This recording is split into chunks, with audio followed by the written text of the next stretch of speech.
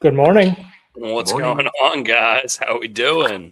Happy Thursday, June 11th, and welcome to the Gary Williams Stole My Lawn Furniture program. Brooks, what in God's name are you drinking? What is that beer? Big Juicy Bear Hug? Big Juicy Beer Hug. Goose Island Goose IPA? Island. Huh. Never heard of it. Good can. Tall boy? Nice. Very tall. 9.9% tall boy. Damn, Let's party. you're gonna That's be in dangerous. orbit on the oh man, that's crazy. Dangerous. That's my A lot of number. stuff to talk about today. We've got a incredible Knicks comeback in the NBA Finals last night, which was just insane historically. The biggest comeback in NBA Finals history. We've got the Orioles, Brandon Young with another immaculate start, and Jackson Holiday hitting the grand slam to really bust it open in the middle innings there. And then Patrick Mahomes reworked his deal, $500 million in total guarantees. I'm not sure if it's guarantees or total contracts. We got a lot of stuff to talk about, but We got a lot going on. And just a heads up, there's going to be like a 2-minute window where I have to jump off because I'm getting a large package delivered. So I have to go downstairs and assist with the delivery. Just a heads up. Should be arriving in about 20 minutes. I wish you. All right, you got a large package coming. Brian's getting a large package. Large package. Sausage pizza? All right, yeah.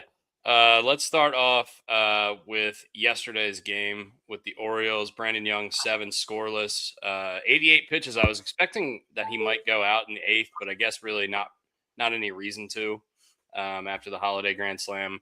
What did you guys see out of him? Brooks, what have you seen out of him in his last, 5-6 starts that he's been really, really good? Good stuff. No, his 9.9's hitting. It's already hitting. a lot of good 9.9s. But no, his splitter looked awesome. I mean, that's why he's getting all the ground balls. Just he's working down, and his splitter has awesome movement. I think they said he's taken 5 miles per hour off that pitch or something like that, based on the grip change. So, I mean, all signs point to that, and he's throwing a hell of a lot of strikes. So imagine that. Yeah, really. Yeah, I think he looked really good. He was twirling it. I was at work, so I didn't get to watch like every minute of it, but I did catch quite a bit of it, and he just looks really comfortable out there. And it seems like the defense has some confidence behind him, which is nice. I like that Leote laid down that bunt yesterday and forced that throwaway, which was honestly really wasn't even a throwaway. It was just kind of nail or drop the ball. I love that the Orioles are playing small ball, getting aggressive like that, and so that was good to see. Alonso hitting the solo bomb to center was nice after he struck out like 100 times with the bases loaded in like 3 games somehow. I don't know how he kept doing it, but he's quietly. I mean, look, he's got 14 homers, and we're like a third of the way through the season. He's quietly on pace for like a 40 homer season, and I know.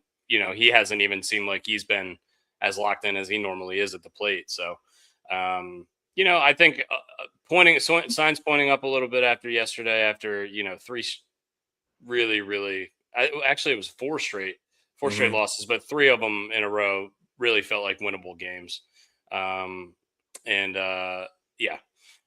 What do you guys? What were your other takeaways from the game yesterday, or really the last couple of games? Because we did lose a couple more frustrating ones or I guess the one more frustrating one since the last time we talked that night. Any other takeaways? I'm going to defer to you guys. I turned on the game like 2 pitches for Jackson Holiday's grand slam, so I didn't get a chance to watch a lot of it. Fair enough, Brooks. I mean, yeah, it was good. I mean, obviously he's a tough pitcher. Everybody on Seattle's starting rotation is really good. So yeah, I mean, I wasn't expecting to put up 7 against them. So the bomb was nice. The grand slam was nice. I mean, it's so nice when like you can go out, score runs, pitching does their job, bullpen does their job, defense plays well. Why can't we just do that all the time?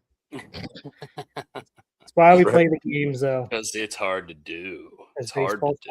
hard. It's hard. Roach needed a Gunnar Henderson hit to win his parlay. I don't even know how much it was for. It was like $5 to win like 150, and he just needed Gunnar Henderson to get a hit, and then his home run got robbed. Yeah, that ball he spoke to the wall. It would have been a double. It doesn't matter. It would have been whatever. It was a ridiculous catch at the right field wall. But yeah, I saw that and I was like, oh, he got it. And then I saw the catch. Yeah, that was nuts. That's the gambling gods, man. The gambling gods. And then I think it was Ward almost got picked off first base after that. Got thrown out of first base. I mean, I had to do. I assume that's because when Gunnar hit that, he sat there and stared at it because he probably wasn't sure if he got it or not. He was waiting to see if it was going to go off the wall or not. But I'm thinking that Ward was probably like, "All right, he got it. I'm going." But yeah, tonight we've got Bradish. Or sorry, not tonight. Is it tonight? Yeah, tonight. ESPN. I thought it was day game. It's an ESPN game. Shit. All right. Kyle Bradish and Brian Wu on the bump. Brian Wu coming in with a 1.00 whip as a starting pitcher. That is a very good number there. Strikes out a lot of guys, doesn't walk a lot of guys. Really good pitcher. So it's going to be a tough matchup for the O's tonight. Bradish, man, 3-7 with the 3.89. That's kind of tough. We need to get those numbers turned around for Bradish a little bit. 3.89, not too bad. No, 3-7. 3-7. Nothing. I know nothing he can do about it, but come on, birds. Remember that year Jacob DeGrom won Remember when DeGrom won the Cy Young with like 10 wins because he had like a 1.70 ERA and they just couldn't score runs behind him? I think he had more losses than wins. I'm pretty sure. Yeah, I think it was like 10-9. Yeah, it was crazy though. He had like a 1.70 ERA and was losing games constantly. Yeah. We're back to 10 games below the lead in the American League East. The Tampa Bay Rays have reached 40 wins. The Yankees are at 41. Those are the only two teams in the American League that are up above 40 wins. Chicago White Sox, by the way, still hanging in there. They're winning the Central right now. They're better than us at the moment. Cannot believe that. Definitely would not have thought that. Can't really name more than probably 3 or 4 players on that team. Seattle, who we're continuing to play, is at the top of the AL West. The Texas Rangers right behind them. Braves still best team in baseball. Dodgers still, lurking right behind. And the Brewers, even though the whole Central has been doing good, the Reds have been on a little bit of a skid. So have the Cubs. But the Brewers are, I don't know how they keep doing it. They trade all their good players away, and then they get more out of thin air every year. I don't understand it. They're the Devil Rays of the National League. At this point, they're better at doing the Devil Rays than the Devil Rays are. Yeah, but I don't know. I mean, we thought the Devil Rays were the 5th best odds in the division this year, and they're the best team in the American League right now. So, I mean, honestly, we all said like, hey, we're picking them 4th or 5th, but like, wouldn't be surprised if they end up 2nd. I mean, yeah. But yeah, especially in a tough division, they've been really, really good. I mean, so that's when, despite not having Judge there, Ben Rice is just on a tear this year. Yeah, and the pitching is crazy. Speaking of being on a tear, Yordan Alvarez continues his tear. Sixth in the league in average, 2nd in the league in home runs. Because I didn't think not far behind the RBI marks either. He's got some triple crowns in his sights. Maybe we'll see. Who knows? There's a lot of baseball to be played here. Oh yeah. So Mizorowski's continuing to be, looks like the hottest new commodity in baseball. 116 strikeouts in 13 starts. That's insane. Shoo. That's 8 strikeouts a start. Shohei Ohtani has 10 quality starts, and he's also the best hitter in the National League, or one of them. So is that guy good? Some props I wanted to give around the league on milestones. Last night, Max Scherzer got his 3,500th strikeout. Not going to be seeing a lot of dudes doing this anymore with the amount of innings that we I don't know throw if now. Scherzer was pitching yet. But he came off the injured list last night, and he needed, I think, 2 strikeouts. He struck out Kyle Schwarber looking on a changeup, 3,500. He's the 11th pitcher in big league history. The next man up for him to pass is Walter Johnson at 3,509. And The big he'll pass sign? that. So he's So he's going to be a top 10 strikeouts of all time guy, and that makes sense to me. 3 Cy Young awards. He's an absolute stud, first ballot Hall of Famer, and one of those guys that when he was in his prime, he was one of those guys that you would want on the mound no matter what because he's such a fucking dog. Holy hell! See his stats on the year right now, though. No, is it bad? He lost last night. He's 1-4 with a 10.23 ERA. Not great. But Hall of Famer. Hall of Famer. Not good. Some more flowers to give around the league for milestones. Freddie Freeman 2 nights ago got his 2,500th hit. 17-year veteran. He is probably going to play until he's 40, if I had to guess, especially on this Dodgers team. Why would he ever want to quit playing for this Dodgers team? And he's still playing at a high level. He's playing. He's got a good clip going. I mean, he's going to play at least another 3. Yeah, so, I mean, 2,500 hits. You figure by the end of the year, he'll be around 2,600. That's 3 more 150 hit seasons. I mean, that's tough when you're getting up there, but he's hitting 285 this year with 10 homers. I mean, he's still doing Freddie Freeman stuff. He's still really, really good. He's gotten MVP votes for 9 straight years, and 10 of the last 12 years, he's gotten at least some MVP votes. I mean, it's insane. So he's unbelievable, and hopefully he gets to that 3,000. But even if he doesn't, I mean, he's another guy. He's going to go into the Hall of Fame, especially with the 2 World Series home runs that he's hit in the last couple of World Series. I mean, what can you say about that guy? So yeah, just shout outs to those guys, the greats of the game. He's the only active player with over 2,500 hits. I guess Machado's probably right behind him, if I had to guess. Yeah, Machado's like 21 and change. Yeah, because we were talking about this the other day. But those are two first ballot Hall of Famers that reached some milestones. So just wanted to shout them out, give some props across the league. O'Neal Cruz broke his hand. That's unfortunate for the Pirates, who I think had a nice little big home run from Spencer Horwitz last night. I saw that on Chuck Haley's Instagram story. But yeah, O'Neal Cruz, that's a blow to them if he's out for any consistent amount of time. Ronald Acuna to the IL with a hamstring strain. Don't like that. He's getting back into being one of the better players in baseball, and he's, those hamstrings, we saw it with Griffey back in the day. It's tough. I mean, they'll keep you out for a long time. And they can get a lot worse. Did you guys see the Seth Lugo thing? That was hard to watch. No idea. I have no idea what you're talking about.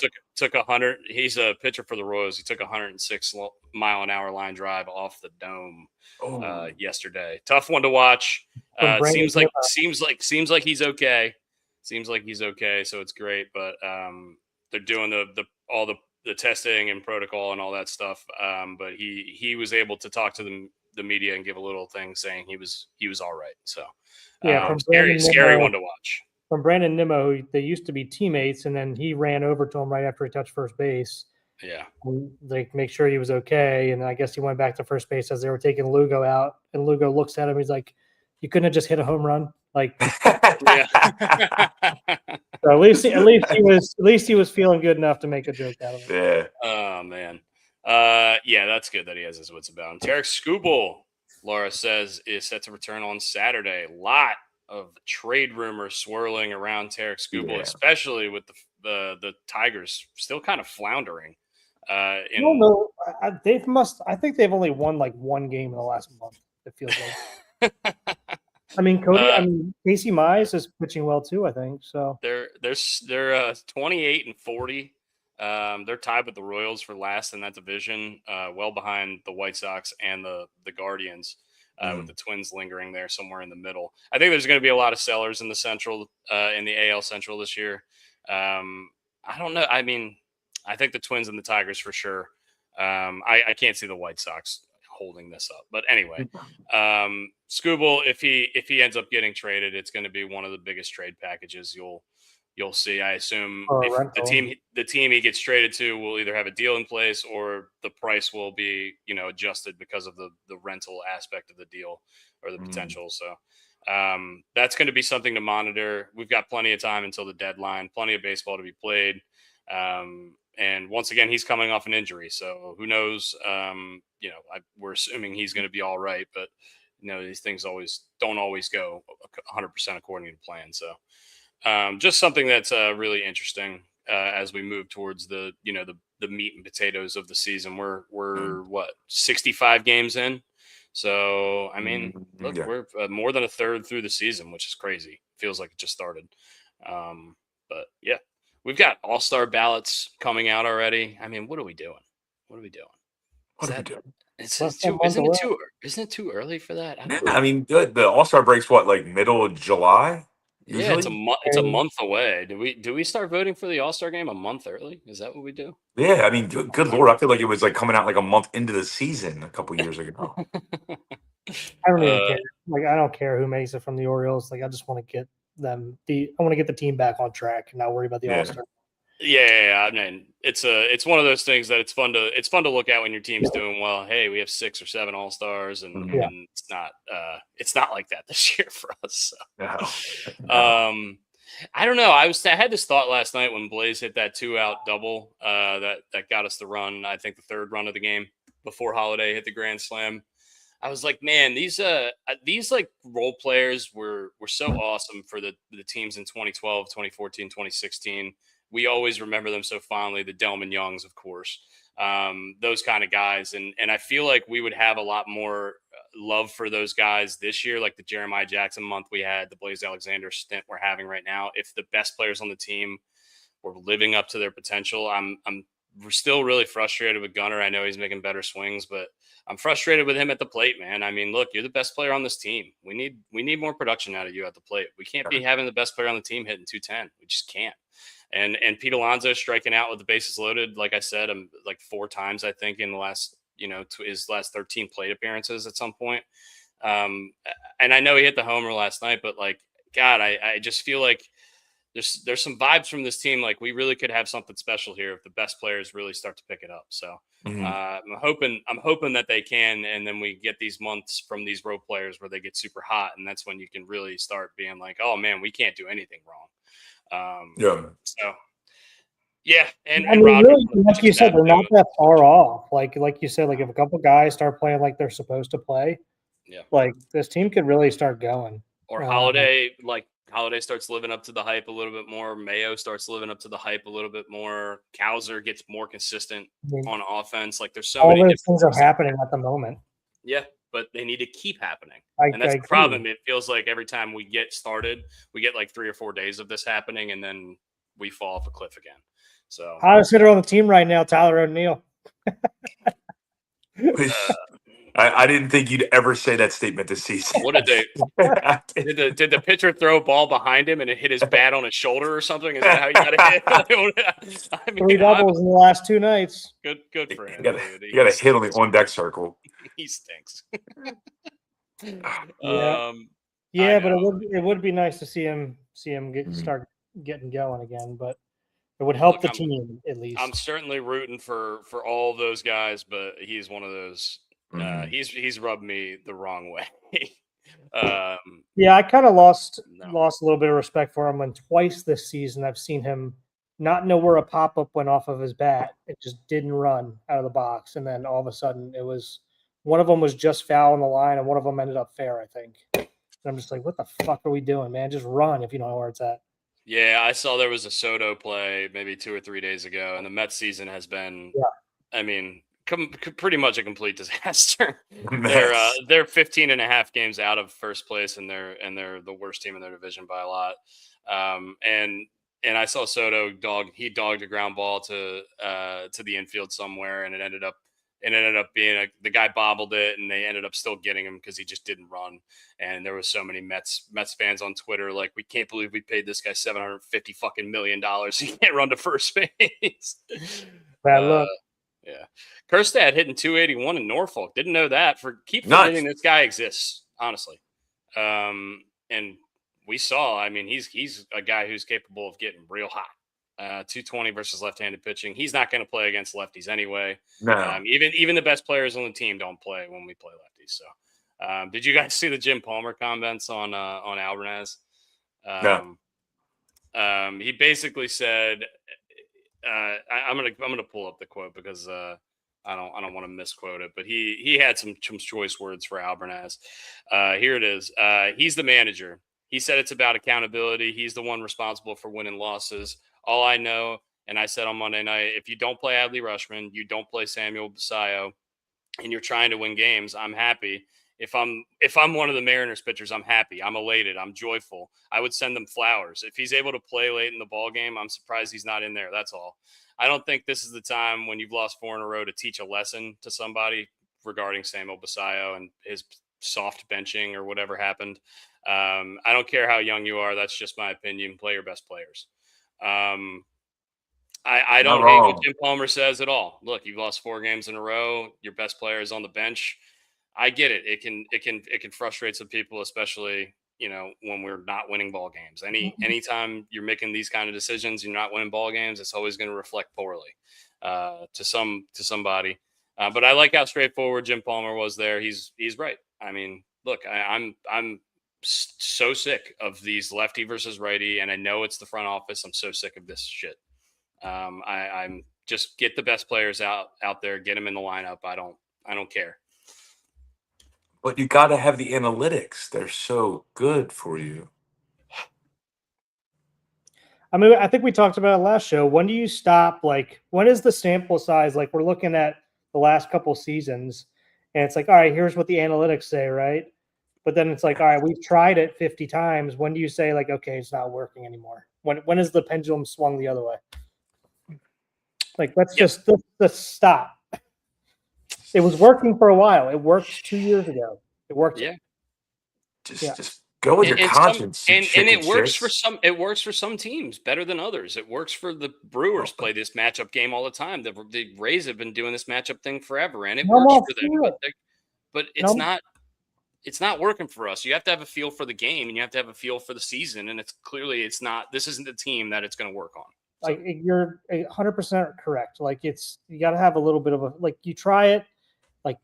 Try it. I'm all for it. I'm go for it. If the numbers say that and it works, then fucking do it. But if it doesn't work, then you got to draw a line in the sand and say, okay, it's not going to work with this team, and just be done with it. Yep. Try again next year for a couple weeks. Yeah. I don't even like Anna's anymore. Analytics. You don't like anal anymore? I gave that up for Lent, man. I think Lent is over, dude. I think you're good. Well, Lent in this case is year round, okay? Oh man. All right. Any other baseball stuff or Orioles stuff you guys want to talk about before we move on to some other stuff? You guys want to talk about Brandon Ayuk doubling down on the dumb comments that he made? What? This guy. Stop. Just stop. Remember Someone take his phone and smash it. We were talking on Tuesday. Like I think I literally said, my quote was, hey, this guy just needs to stop talking. And then like 2 hours later, he kept talking. Hot again. They mad because they stupid, they dumb. They mad they paid me $50 million in 8 months and they voided my guarantees for 2027, and I'm about to be on a new team in 2027. They mad at themselves for real. Bleep acting like they mad at me, but they stupid ass mad at they self. Yeah. What are we? What in God's name? Who does this guy think he is? I mean, look at this guy's Football Reference page. He's had one good season in his career, and he thinks he's fucking Jerry Rice. I mean, who the fuck talks like this? I mean, I don't get it. If I was any other team in the league, every other team in the league, I'd be like, I do not want that. I gotta run downstairs, boys. I'll be right back. Okay. I'd be like, I do not want that guy on my team. I don't want that guy on my team. I don't care if he's good at football. He's a fucking loser. I don't know. I don't think he's going to get signed. I'm so out on Brandon Ayuk. I don't either, but they still owe him all this money because they signed that stupid deal. I don't know. It's crazy. I can't believe he keeps keeps coming up and saying more and more stuff. I mean, once again, just hire a publicist, dude. Like your he's got to be so lost. His public perception has got to be so bad, and he has no feel for that, or he seems like he doesn't, or he just doesn't care. Maybe he just doesn't care. I don't know. I guess that's possible. Mahomes gets a rework deal. I don't really understand all this language in this contract. The new money on the deal is worth 239 million, with the total value now at 504 million, extending through 2033 now. The first 4 years are guaranteed at signing. So the 504 would be guaranteed through, or would become guaranteed through, I guess, incentives and other kind of contract escalators and stuff like that. $64 million per year. But once again, the salary stuff in the NFL, it's incredibly confusing. And they're going to keep kicking the can down the road as much as they can with this contract. So, I mean, I guess good for Patrick Mahomes for signing this, especially coming off the ACL. But I mean, I guess he deserves it. He's 3-time Super Bowl champion already, but it's just strange. What did you make of this, Brooks? Or did you read into it at all? No, not really. Okay. I just thought it was still just the regular thing they keep doing every couple of years, so they don't have to lower the salary cap and keep going. Yeah. I'm back. Yeah, Brian, we just went over quickly the Mahomes deal. Do you have any thoughts on it, or is it something you not really? I saw it was a 2-year extension. I didn't do too much reading on it. I saw the total value of the deal was $505 million, which I know isn't really a true number because it's all about the guaranteed stuff. Yeah. So I just saw it go to like 2032, I think. 2033. Okay. Yeah. So I don't know much about it. So if you want to fill me in, and I know you guys repeat yourself. No, it's basically like we basically just had the same conversation. We just think it's basically kicking the can down the road, and the salary cap is fake, and Yeah. Yeah. I saw Burrow reworked his deal a little bit to like free up like 10 million in cap space. Yeah, I think that was specifically for Dexter Lawrence, who they just traded for in the offseason. I think that was for him, so his extension could not make them go over some sort of threshold or whatever. I don't know. But yeah, NFL salary cap is about as confusing as it gets. So if you guys are better or you know more about it, maybe let us know. Because I'm not really 100% sure. I mean, the salary cap gymnastics that's a weird job. It's like trying to explain people what Super 2 status means in Major League Baseball. So I do have a little trivia for you guys, football NFL trivia, if you guys want to take a shot. I got this one given to me yesterday. So there is only one NFL team who has a logo that is a plant. Can you name that team? I thought you were going to ask. I heard a trivia question about like the logos on the helmets not being being the mascot and not the actual logo. I think I have a guess. Fire away, buddy. Wait. Saints? The New Orleans Saints, the Florida League. I thought for most of my childhood, I thought it was a banana. like a peeled banana. Peeled off? That's great. I gotta give a shout out to my boy Stephen Brooks.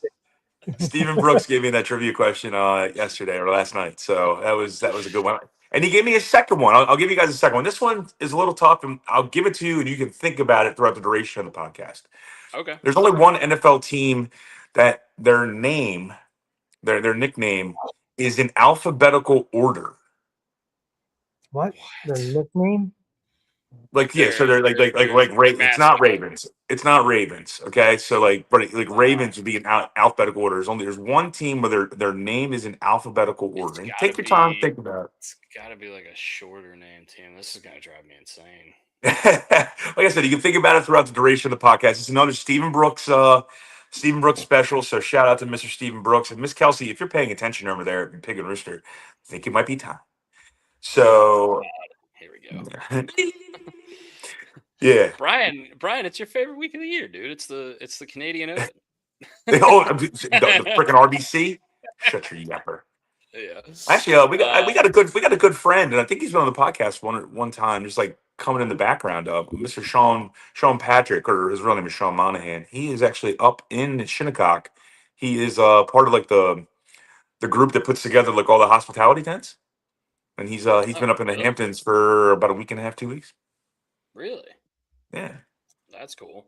That's going to be, based on everything I'm reading, it's going to be a complete bloodbath. But I feel like I've said that on this podcast a bunch of times, and it didn't end up really turning out that way. I know Aronimink was 9 under was the winner there, and he won by quite a margin. But they're saying like 2 over could be like in play here to win this golf tournament. That's based on how hard the course is going to be playing and the wind that they're going to get in New York. I feel like I feel like that's Yeah. always the U.S. Open. Is like you're like around even par or plus. I remember, I can't remember where it was. It was out in like Seattle, somewhere in Washington, for the one that Spieth won. And like the greens, I think Spieth actually said it was like putting on broccoli. Because the ball would just bounce all over the place when you would putting on broccoli. Let's talk about some tough greens. You should see this broccoli I had for dinner last night. Yeah. And also, how does Shinnecock not have to get rid of all their logos and shit like that? They literally have it's like an Indian. Yeah. As their logo. I don't know. Also, I got a random guess on the alphabetical 49ers. No. 49ERS. I feel like that works. It does, but there are 2 numbers in there. You didn't specify. Do numbers come before but letters? If you spell out 49ers, FO, you're already out of line. No. But I give you credit for trying. I've got it. Who you got? The Buffalo Bills. Buffalo Bills, the Bills. So Bills, BILLS. Yes. Yeah, and Randy just came in with a comment as soon as we said it, Buffalo Bills. Who has a mascot of a bill, but was named after a person. Yeah, what's the Bills' name? I hate that I found that out like 2 years ago. It pisses me off. Some guy named Buffalo Bill from fucking like Iowa. Yeah, he was like a frontiersman in the. Never visited New York, I don't think. There's no vag? Oh no. What is we're slacking today? We got a delivery? We got a delivery. We have a full veg and a natural light. I need a veg. It's not delivery, it's DiGiorno. Kelsey's laughing at you, bro. Cheers. So I guess the second trip will be a veg too. He's getting picky, dude. They're literally bringing him drinks to his house, and he's getting picky on them. Oh man. I had it in my pocket. Take it back. I love the can. The logo is killer on that one. I like it too. I think it's good. They do a hazy beer hug. They do a couple different beer hugs.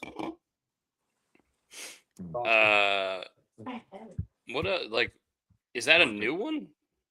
This is new this year, I think. It's the big juicy beer hug. They usually have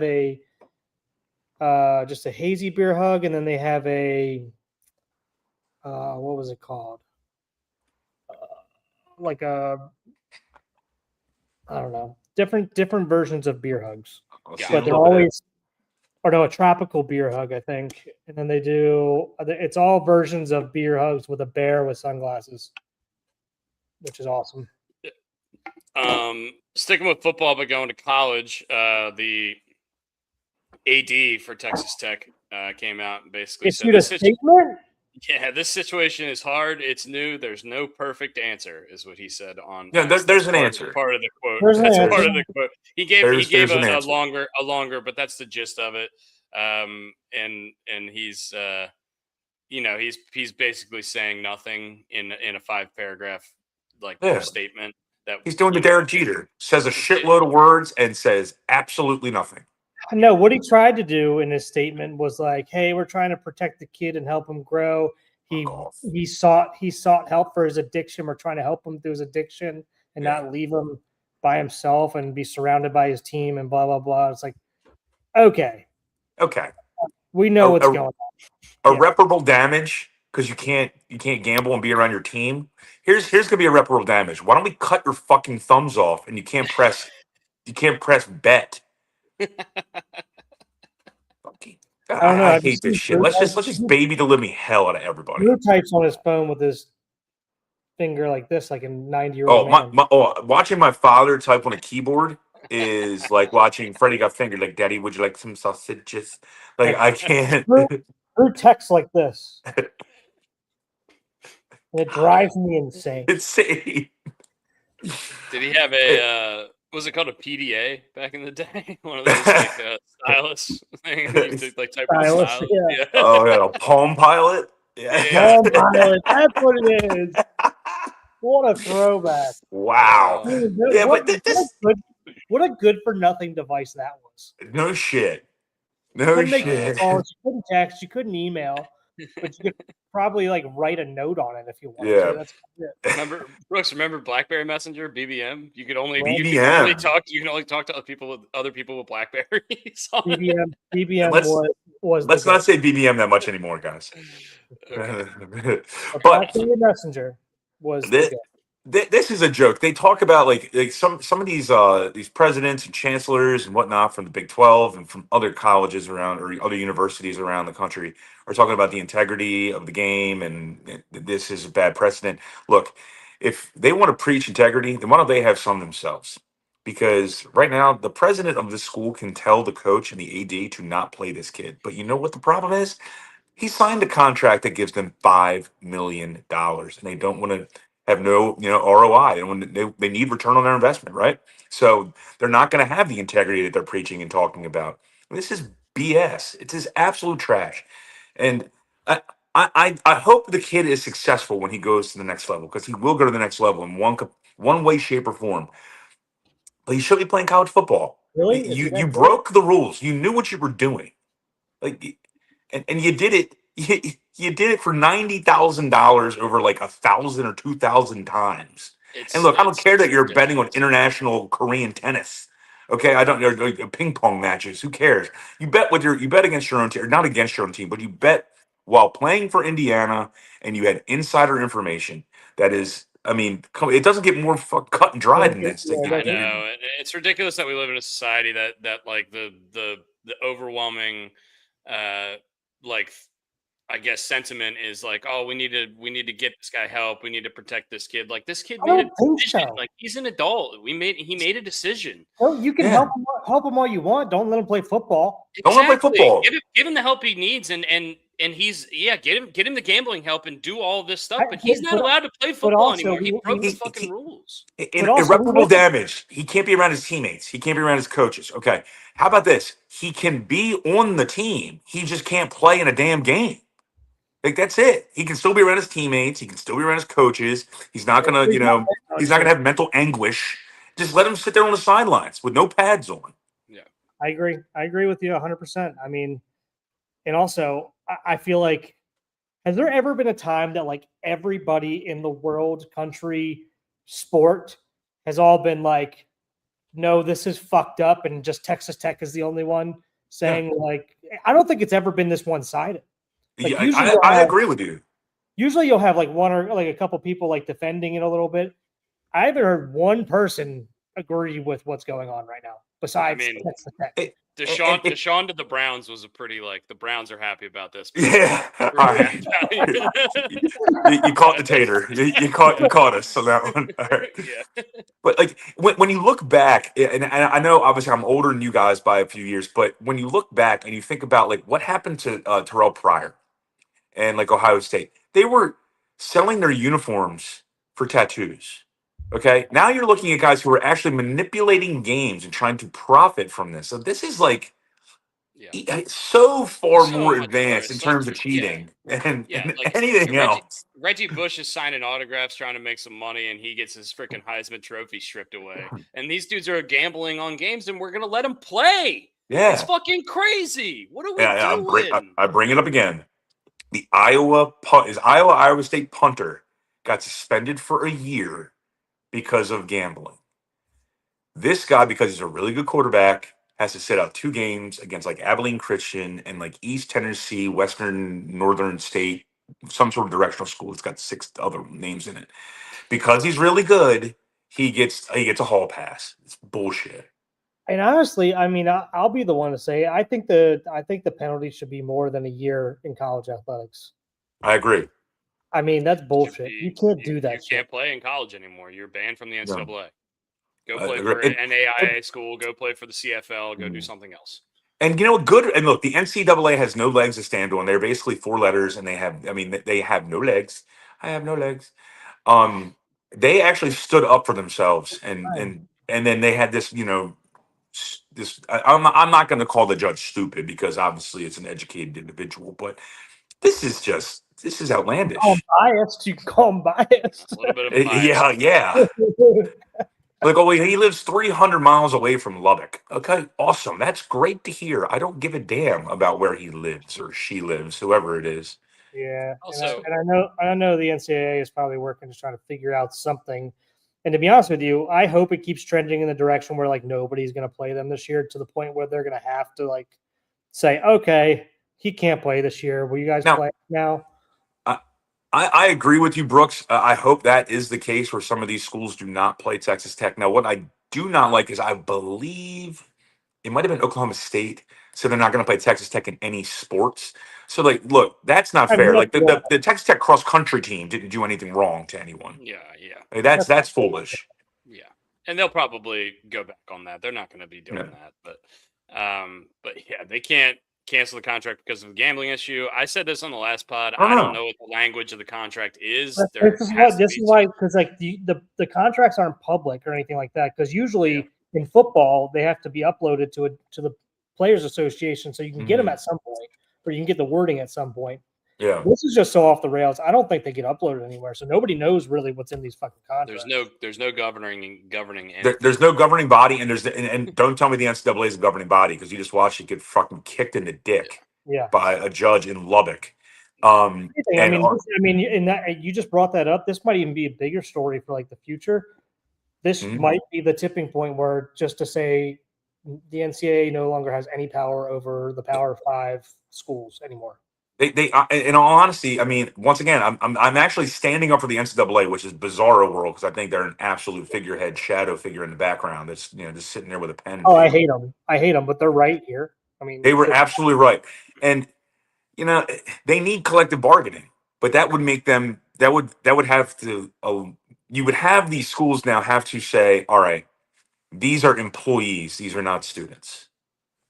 When you do collective bargaining like that, hence what you see with the NFL and Major League Baseball and all that stuff, and then they'd be able to unionize.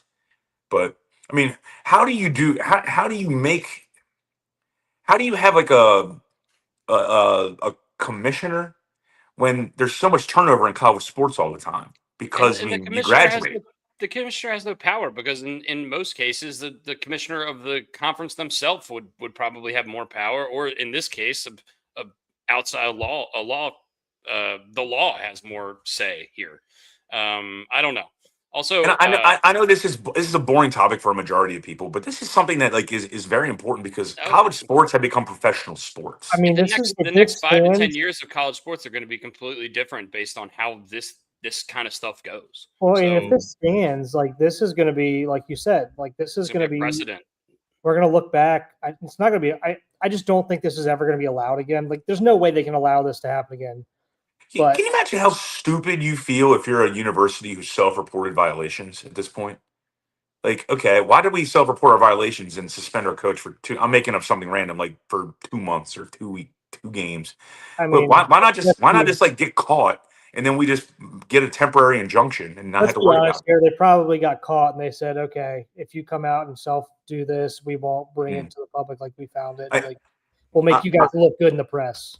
I still bring this. This is the one that I bring up, and I brought it up probably the first year we did this podcast. And once again, going back to like how stupid things were back in the old days. God, Rick Majerus, who was the head coach of the Utah basketball team, Keith Van Horn, if you remember that name, basketball player. Oh yeah. One of his parents passed away, and Rick Majerus took him out to breakfast and bought him a bagel with cream cheese. when Rick Majerus, did his expense report, the NCAA popped him and suspended him for 6 games or something like that, or 10 games for buying a kid breakfast for losing a family member. This Our baseball fucktard is betting on, he's betting on high lie. All right. So I can't, it's frustrating. Our baseball team, my college team that I played on, was suspended for or sanctioned for however many years before I got there. Not while I was there, but because the two previous coaches before that gave out like T-shirts or something to like people at a camp, and they got sanctioned for it. Like they couldn't have any scholarships. That's T-shirt. How do people find out about this? Number one. Number two, like what? What? Why? In the words of Taylor Twellman, what are we doing? What are we doing? Probably how do people find out about it? He probably pissed somebody off who knows about the situation, then went up the chain. It's insane. Also, going back just a little bit ago, Brian said like there was like a board member or like a chancellor of the Big 12. I feel like chancellor should be a title reserved for like a high-ranking government official or something like that. I don't know if we need to be talking about Big 12 employees as chancellors. It's Chancellors. It's official. Scooble is back Saturday. Oh yeah, Scooble back Saturday. The Detroit Tigers just posted a awesome picture of him pitching, and it just says "Guess who's back?" ? And then with the date against Cleveland. Nice. And to put a bow on this Sorsby thing, let the conferences police themselves. Like the Big 12 commissioner, I forget his name. I think it might be Busby. Busby. I don't know, but either way, the Big 12 commissioner should be like, hey, Texas Tech, that kid doesn't play. Period. He doesn't play. Brett Yormark. All right, so then Busby, I think, used to be nice. That's sick, by the way. I think that's pretty cool. That's pretty sweet. Yeah, that is cool. Hell yeah. Yeah, let the conferences police themselves. Brian, anyway. you said you had a draft for us today. Do you want to do that now, or do you? I never really got around to getting one. Oh, okay, nice. There you go. Perfect. I had it, and then it was debunked by somebody, so don't worry about it. Okay. You know what? I want to. I was told it sucked, so I'm gonna leave it. Fuck them. I wanted to go with best landmarks, but yeah, something dumb. That's like city landmarks. I mean, that's not that bad. You know what I want to do? I want to do like an Ask Brian segment. Like we ask him like, "Are you smarter than a fifth grader?" questions. I would love this. I would love this. Like the Bob Does Sports ones that they did. Like 3 times 3 is 6. Like that's not true, obviously. No. It would be like the state capital of whatever. Or that would be great. I would love that stuff. It's amazing how much you forget. Like, because when I would watch it, Are You Smarter Than Fifth Grader stuff? Oh man, I felt so dumb. Let me go to their page and see what was a good one recently. And we'll ask you it. I'm gonna get it wrong. I'm not even taking any pride in this. I'm gonna get it wrong. But I mean, you used to be a substitute teacher or a teacher. I was a teacher. If I was a substitute for 2 full years, then that was really weird. It's a long substitution. It's a long time to be a sub. Laura said she wrote her MBA thesis on eliminating college athletics because of the money. Yeah, I mean, I can see that. Like, they're never going to do it. They'll never do it. They've got to find a better way to police it or govern it, and it seems like there's just no one in charge, and there never really has been anybody in charge. And I don't know. I say it all the time. The answer is money, and then you forget what the question was. And that's really what it comes down to. And you're not going to find anyone else that wants to actually police this stuff while the money keeps rolling in like this. And you never go backwards. So when you have 12-team college football playoff, you're not going back to 4. And what are we doing? We're trying to go to 16 or 24. It's crazy. Yeah. Dusty, do you have a question you could ask him, you think? because I have one in my head that I've just been asking some of our friends recently because my When wife. was the War of 1812? It was in 1812. We were doing trivia the other day, deciding can you name capitals, like state Okay, capitals. I actually have a good right. one here. I'm And we'll- nervous. we'll- I'm actually nervous. We'll play this song for you.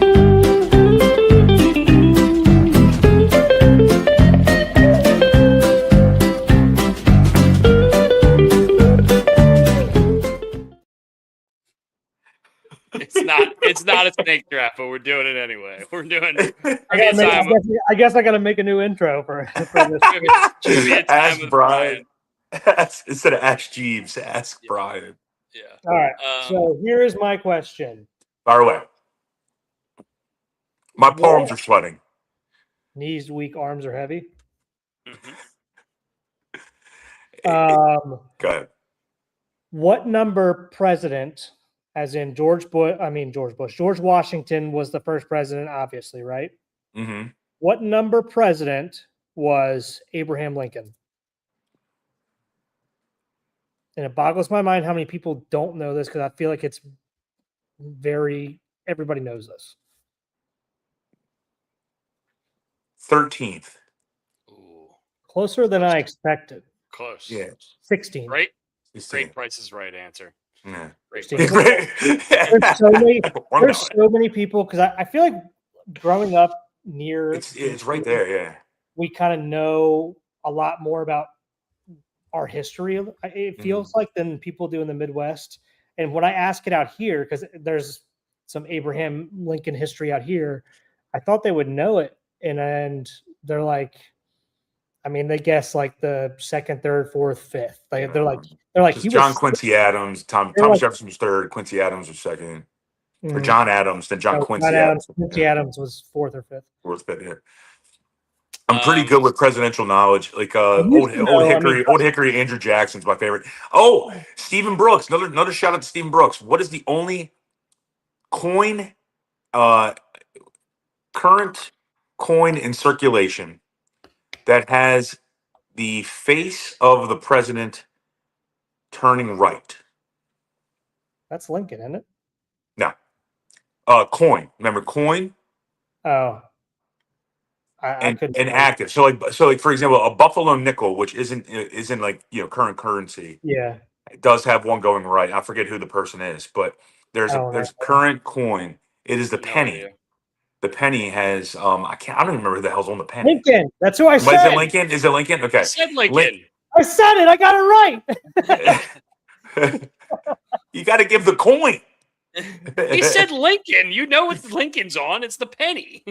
Apparently, all right. Here we go. All right, since we're doing dumbass trivia because we're asking you the morons. questions. This is Who's on the dime? Who's on the dime? Thomas Jefferson. No, it's somebody obscure. There's a bridge. There's a bridge in Maryland and Virginia named after this person. The Chesapeake Bay Bridge.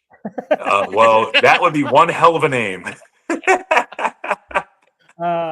I know this trivia question. And on this bridge, Hamilton. No.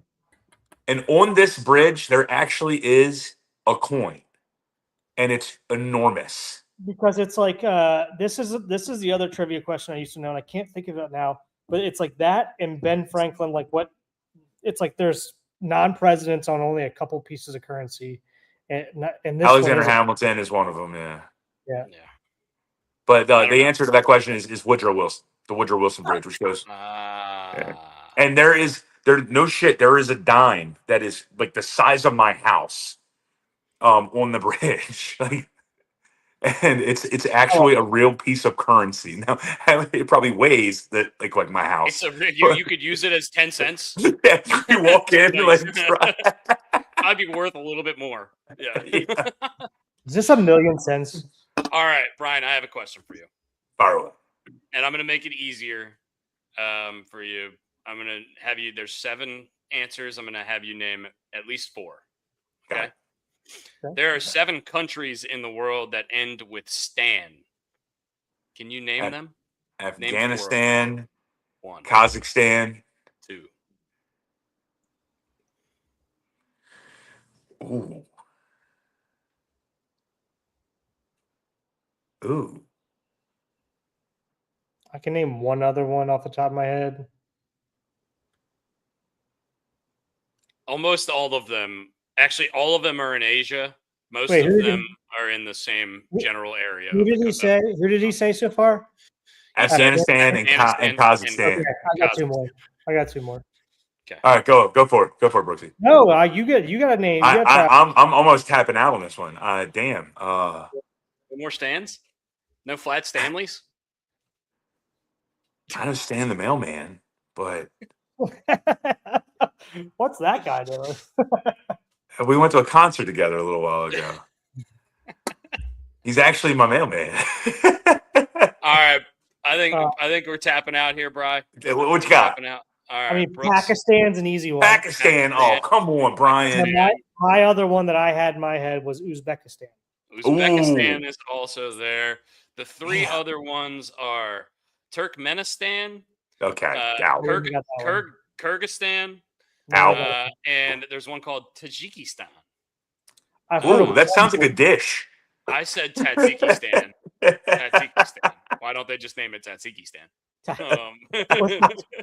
What's that tatiki sauce? What is Oh, this dude, delicious, I this saw delicious young lady named Katerina, awesome friend. She had on an Oreo jersey, and it had the Oreo bird, and instead of like mustard, ketchup, relish, it just said tzatziki.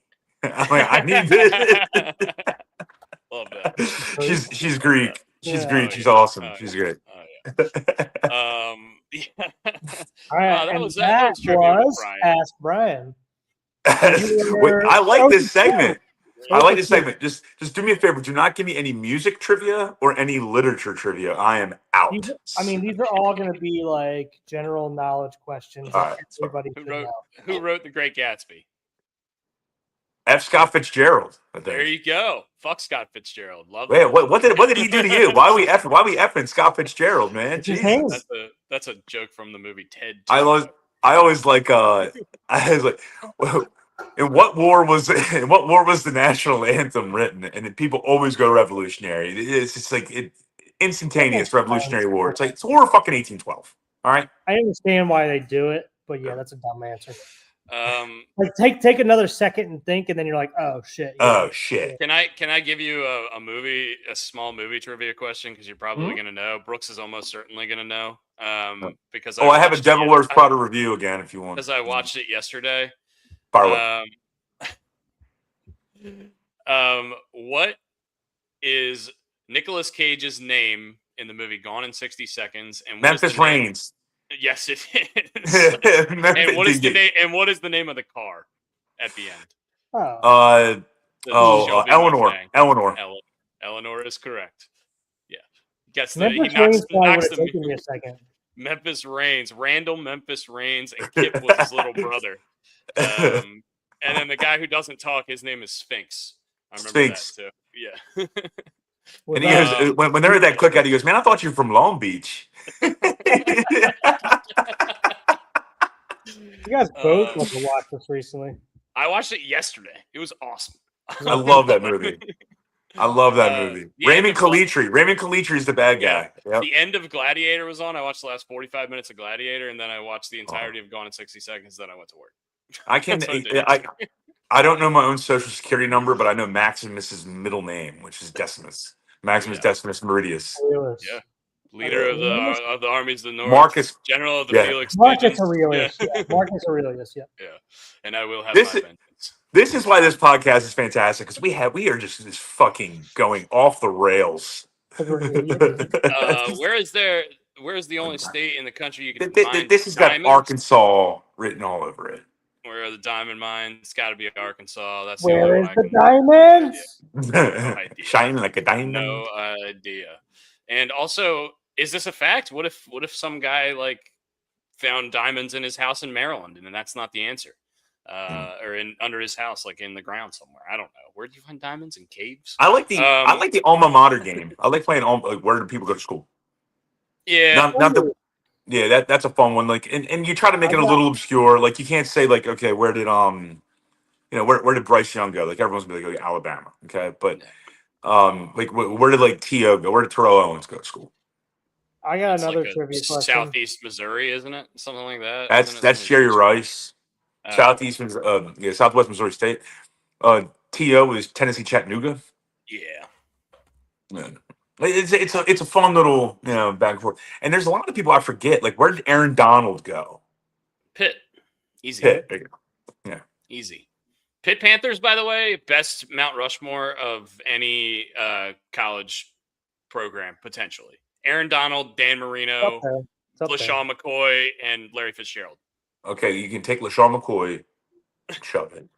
Okay, who else? Who did I miss? I don't know, but to get him off that. I mean, he's the fourth guy on Hold it, on, but you forgot there's another one. probably another one. Johnny Unitas. No, he went to Pitt? No, he's Notre Dame, right? He's from Pittsburgh. No. Sorry. He's from Pittsburgh. Notre Dame's probably got the number one, like the Mount Rushmore. Yeah, I mean, look, it's one of those ones that you wouldn't think of Pitt first, right? But they have all these incredible players. Yeah, I mean, and like Syracuse is up there too, which is wild to think. What, McNabb? No, I mean you had Jim Brown. Yeah, Jim Brown. You had Ernie Davis. Brian, I have a question for you. What's up? Greg Paulus, former Duke Blue Devil. Get out of here! Shut Jerry McNamara. I think there's a Copper Hall quarterback that played there as well. Pitt? At Syracuse. Brooks, you said you had a question, Brian? What is the only letter not used in a state in the United States for names? It's the only letter that is not seen in any of these states' names. Q? Damn it. That was too quick. Damn, that was a good one. I was going to guess X. What's X in? Texas, buddy. Hey, all my exes live in Texas. You give me like 8 seconds to think about it. I'm sorry. Damn you give him the easy ones. Spell USSR. Damn it! Why does he get all the easy ones? Where was the first spring training for the? I have no idea. Arkansas, probably. Arkansas, maybe.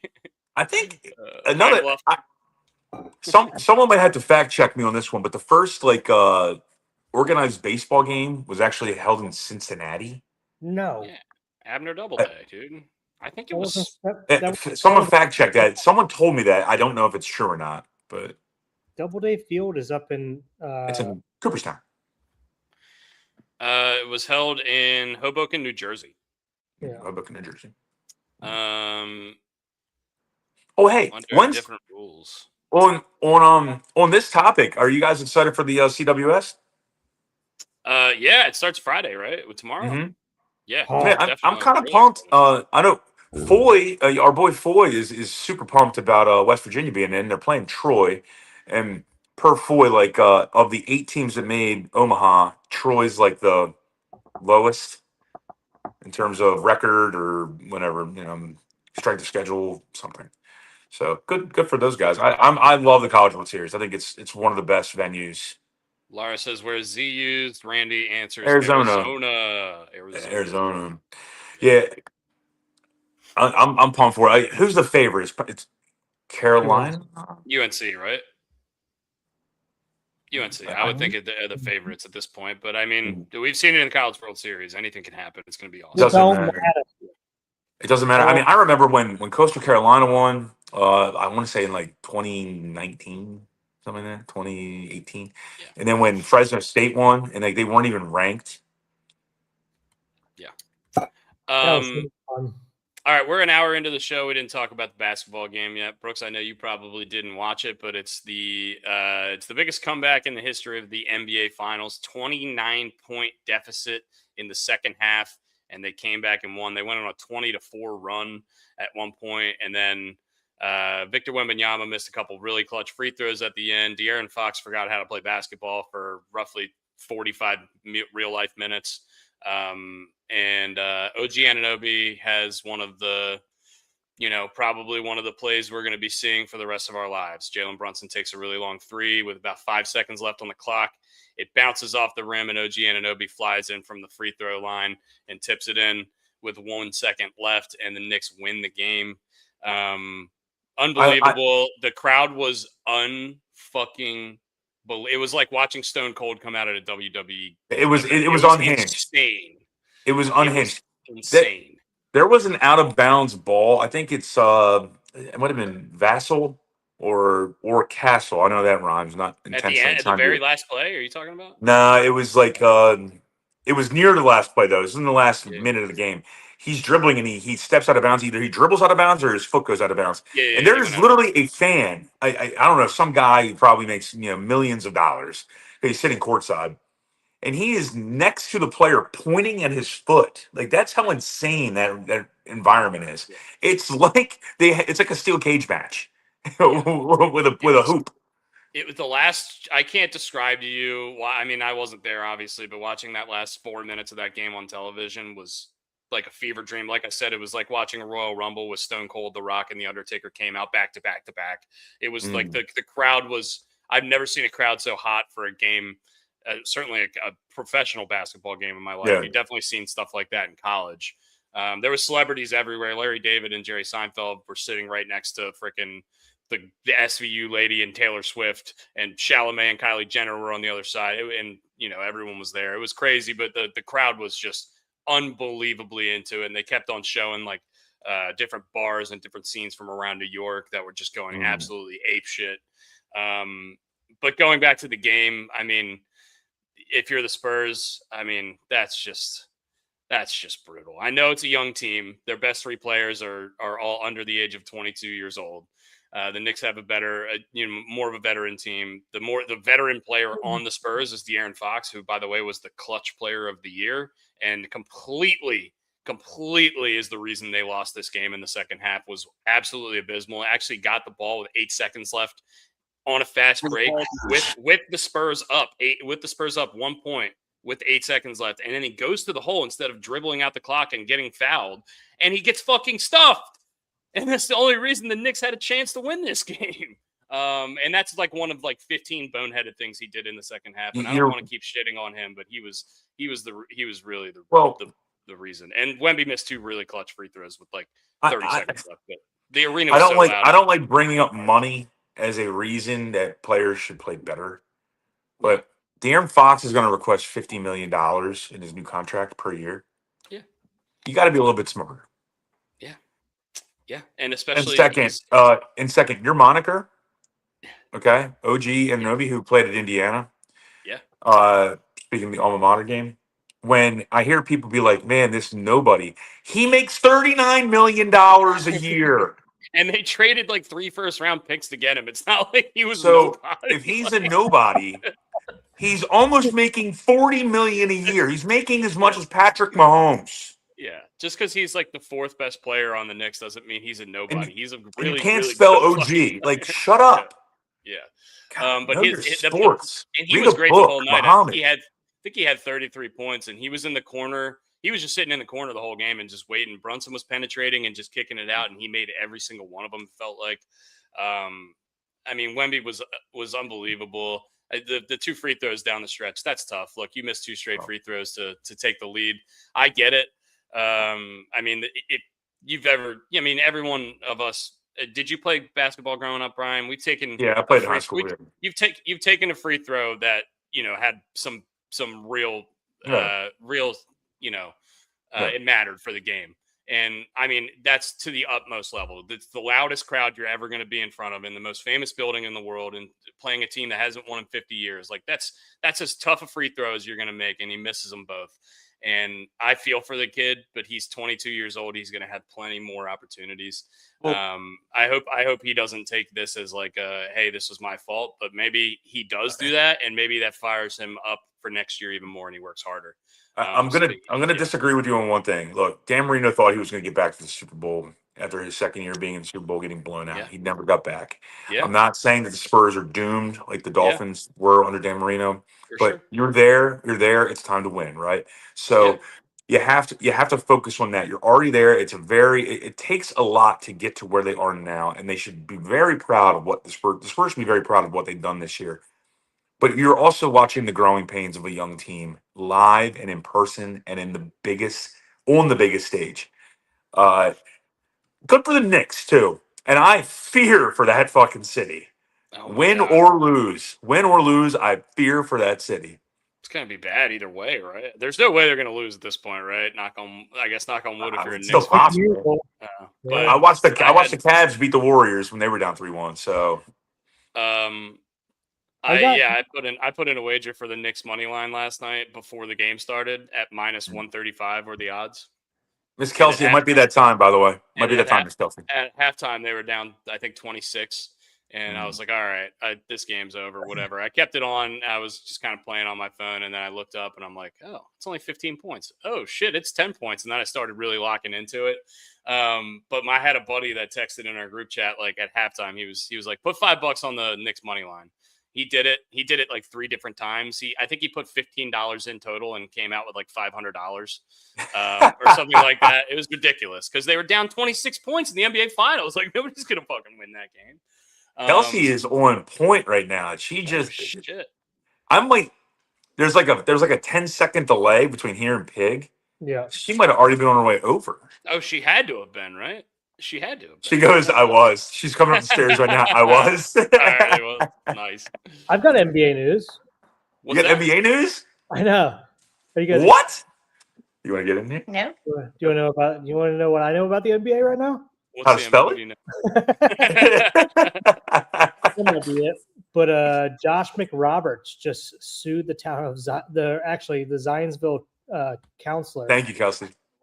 Why? Here in Zionsville over some real estate stuff with his grandmother or something like that. But I just thought, I was like, Josh McRoberts. I just heard about that yesterday. I got NBA news From Carmel High School. Josh McRoberts didn't know that. Didn't know that. Brooks is so proud of himself for having NBA news. He's about to drink a water with a cap on, I think. Yeah. So anyway, I know we don't talk a ton of basketball on this program, but that was ridiculous last night. I watched pretty much the whole game. Josh McRoberts. The old Josh McRoberts conversation, classic. But no, it's one of the, in terms of the NBA Finals, it's one of the top 3 or 4 NBA Finals games of all time. If it was to actually win the championship, so you remember the Michael Jordan one, where him and Brian Russell against the Jazz. Even I don't remember this; I wasn't alive. But Magic Johnson, with the skyhook in Magic Johnson's rookie year, stuff like that. Those are like memorable games. This being the largest comeback, and also being in New York, and the Knicks, and 1973 is the last championship they've won. It's a really big deal. Forget all the other hoopla shit. They focus so much on all the people. Taylor Swift she doesn't know who Naismith is. She doesn't have any idea. She knows how to put lipstick on and sing very well and make a shitload of money. And she's great at what she does. But it's just like they put so many cameras on all these people. Like, who gives a damn? Ben Stiller even came out. Charles Barkley goes, so when did you buy season tickets? He goes, these things are given to me. Yeah, but good for Ben. I mean, Ben Stiller has been the guy in the front row at those games for 20 years. So he's one of those guys. He's one of the OGs that really deserves it. Spike Lee, same thing. Larry David, same thing. He's always been in the front row. I love that Adam Sandler was sitting with him in Seinfeld too. That's really cool. Oh, it's great. That would be awesome to see them 3 in a project together at some point, but that's probably never going to happen. Never. We're well past that happening, I would think. But unfortunate too for the Spurs, who actually they had 1 second on the clock after that OG Anunoby tip, and they had Castle. They ran a play where everyone thought Wemby was going to go to the hoop and they were going to do the alley-oop thing because they only had 1 second left, and they bait and switched the Knicks like crazy.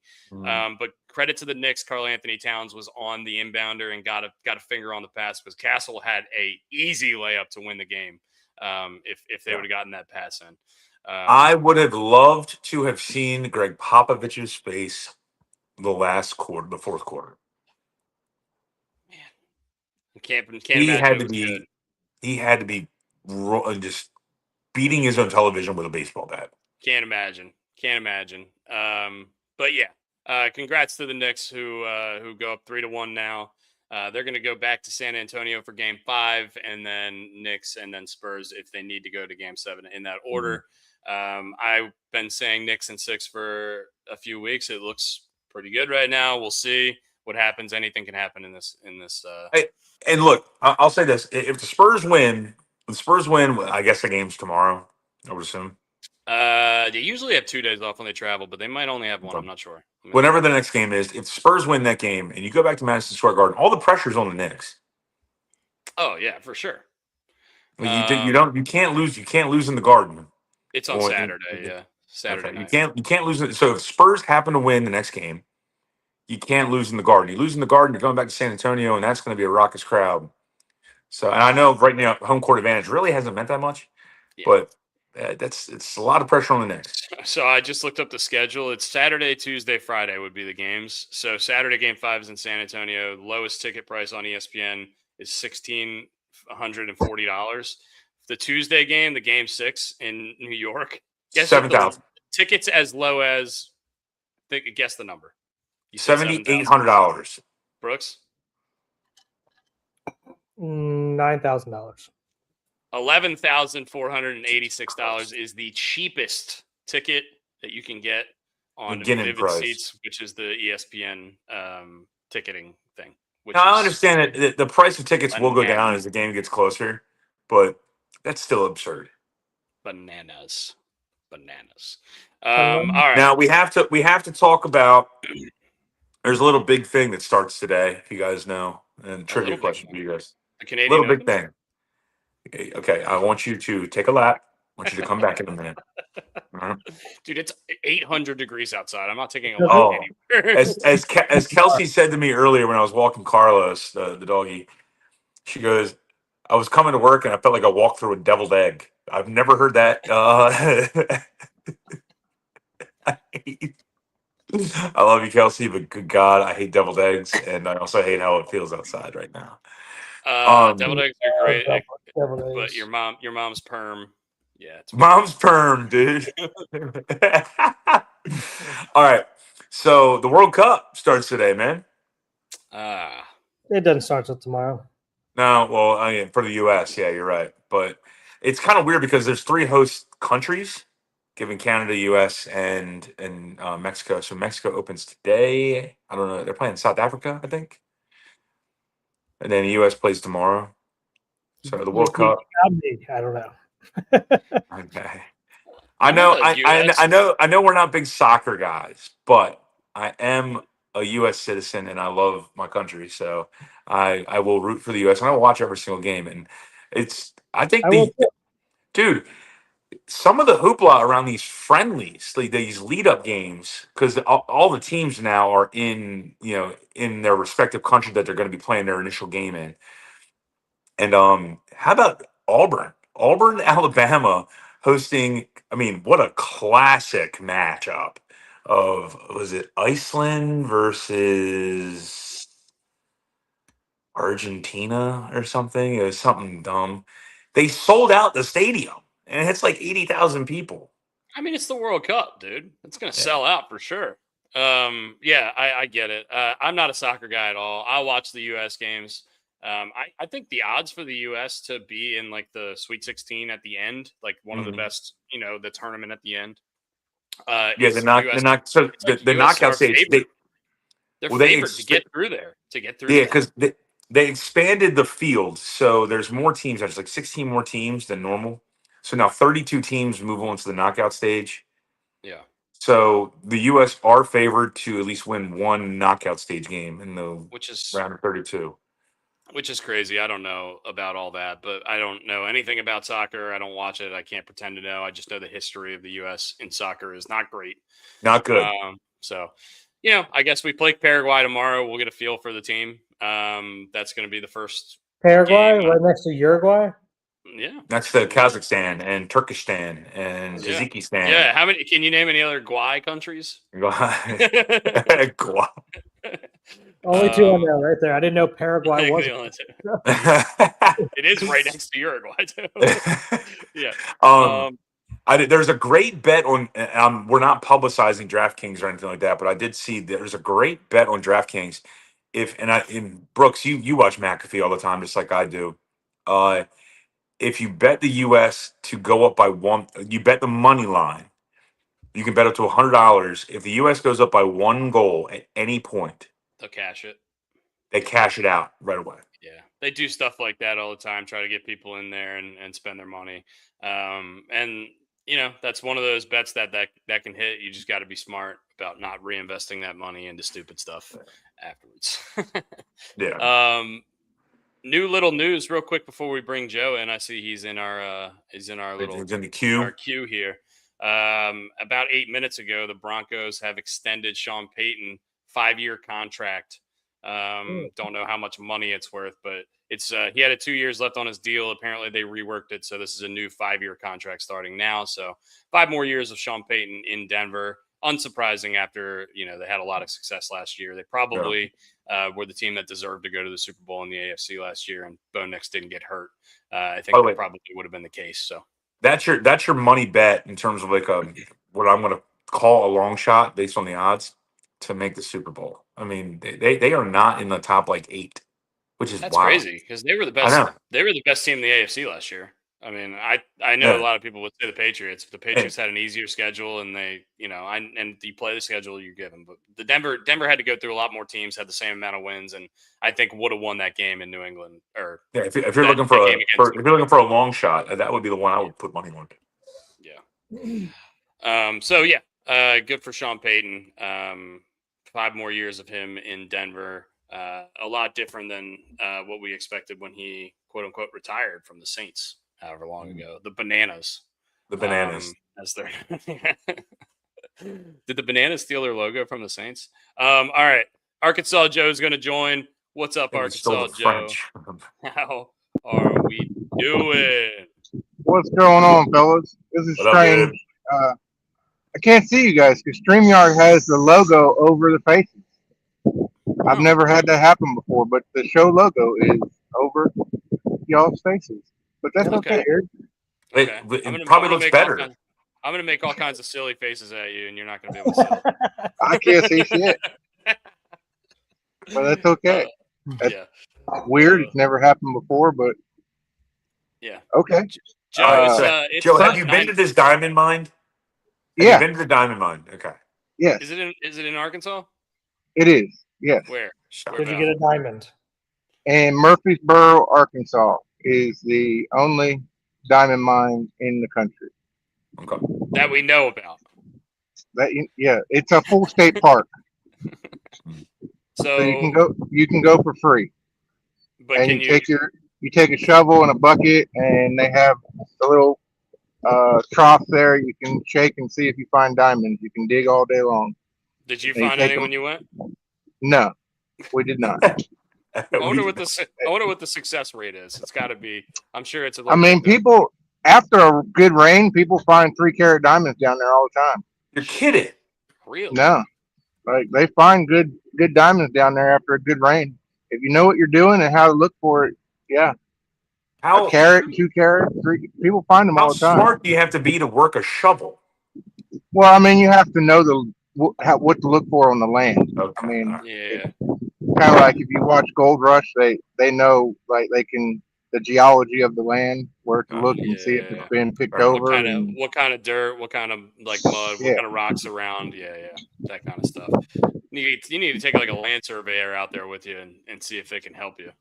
But yeah, it's always somebody that's not from the state. It's like they're coming through, they're visiting, and they find a 3-carat diamond just on a whim. Sweet. So, yeah. And then you can sell them. You can sell them right there. There's a shop, like a pawn shop, that'll buy all the diamonds if you want to sell them.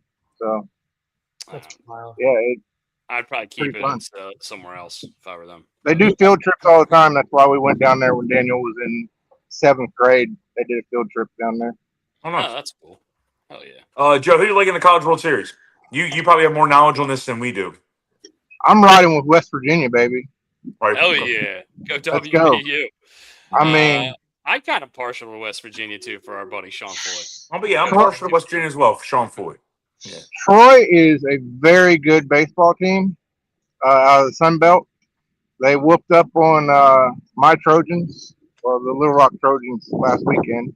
Yeah. In the Super Regional. Both teams, it was their first time in a Super Regional.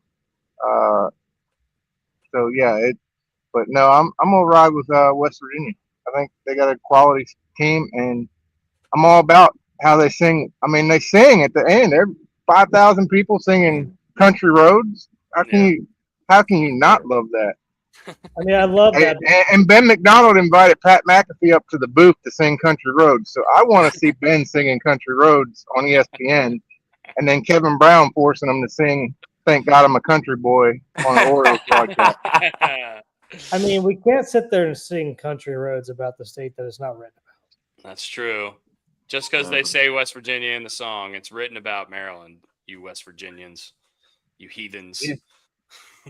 We're not raining on Foy's parade right now. It No, could have we're been not about gonna San Francisco because he almost named it San Francisco. Did it really? It was San Francisco, West Virginia, and something else. He was in between. He's like, I couldn't call it Maryland because it doesn't go with the song. Huh. Okay. Like the cadence of the song. Huh. Isn't it I don't weird know. that, like, in Germany, when they played the football game out there, it was a year or two ago, they were singing Country Roads like the Germans were.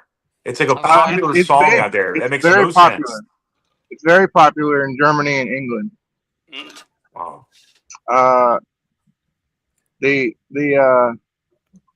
English folks love Country Roads.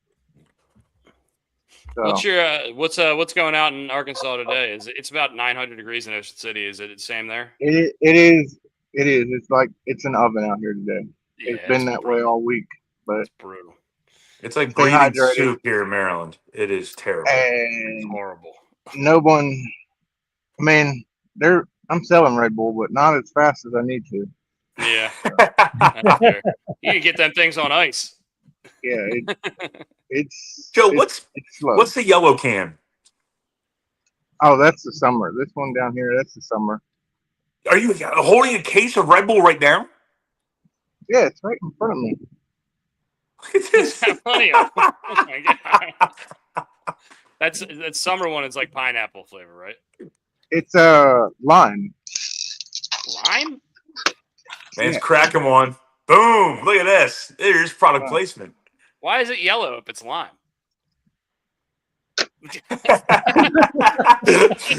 He's not in Joe, marketing. that's the best thing He's you've not ever in the said. marketing department. I don't know. You got no fucking clue. Sadichi, it's a Japanese word on there, and maybe the Japanese fruit is green, is yellow. I don't know, but you'd think it'd be green since they did away with green edition, but no, it's yellow, and you can find on the internet what its plan is for this. I'm not going to say. Don't put yourself out there. Yeah. Well, it's funny because we're told not to say anything, but if you look it up on the internet, it's all over the goddamn place. So, I mean, I wore your Google it. shirt the other day, Joe. Oh, well, that's fantastic. It's 900 degrees and you wear a long sleeve shirt. No. It was one of those days like the fake winter like happened. Oh, okay. Did you Yeah. sell Red Bull? No, I didn't sell any Red Bull, buddy. Oh, you could, you know, Red Bull and vodka is a big thing. You could, Oh, the old RBV, yeah. Oh, RBV. Yeah, you could do that. Mm. Maybe call Red Bull and vodka penises since badges are. I think we're on to something here. I don't think we are. I don't think it would sell very well. Maybe it would. No, it We definitely get sponsored by Pornhub or It something. depends on what bars. Yeah, good point. Good point there, Brooks. But yeah, the first spring training was in fact in Hot Springs as well. Okay. Yeah. I figured when you were giving us this like geography based trivia that it was going to be Arkansas related. There's a whole trail down there that you can listen to the audio through your phone and where they played, who was down there, everything about how they interacted with Al Capone and the gangsters. Wow. Pretty interesting stuff. Huh. And they have a festival. They have a festival every year in August. I think it's the first or second week in August. They bring in retired baseball players, have a huge card show, signings, and I think they play like a 13U woodbat tournament or something down there. Mm.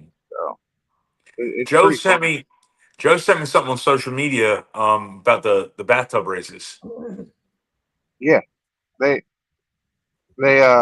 You want me in the bathtub race really bad. yeah, Does that mean I I need a do. shower? Do I smell? I mean, You and Delaware I don't know. Could be, but yeah, they were this last weekend. It was pretty fun to watch them. I didn't So like, can you go down explain the there. bathtub race? You basically they build a tub, and it's like 6 blocks. You there's obstacles, so you go around 4 different obstacles, and a certain amount of water has to be left in the tub when you're done. So there has to And be a body in the tub, water yeah, in the tub. and they run like 3 or 4 races. And So what are the obstacles? What I would be the obstacle in a bathtub race? I think you gotta stop and go around like a cone, like run around the cone. The people pushing. I'm not too sure. They didn't go into great detail on the radio what the obstacles were, but they had their bathtub built by the radio guys. That is, had their bathtub built by Bath Fitter, which is a national. They do bathrooms. It's the perfect fit. So they Shut it was a up. big advertisement for them to come do 1 day bathrooms. Yeah. But yeah, I Uh, I I mean maybe not. I think you might be better in the porta pot races than the there's porta pot racing. yeah. yeah. No, What no, was no, it no. in the toilet races up there in Mountain View? Oh, the running I of mean, the they do. urinals. Yeah, the outhouse. Yeah, the outhouse races. Yeah. Oh man. That's all of this is just insane that this is a thing that happens, but I'm sure it's a whole lot of fun when you go. Yeah. All Yeah, right, anyway. they had the water park open. Uh-oh. We lose you? Oh, we lost Joe. Oh, I'm back. Call Oh, there we came go. in. Oh, you're good. call came in.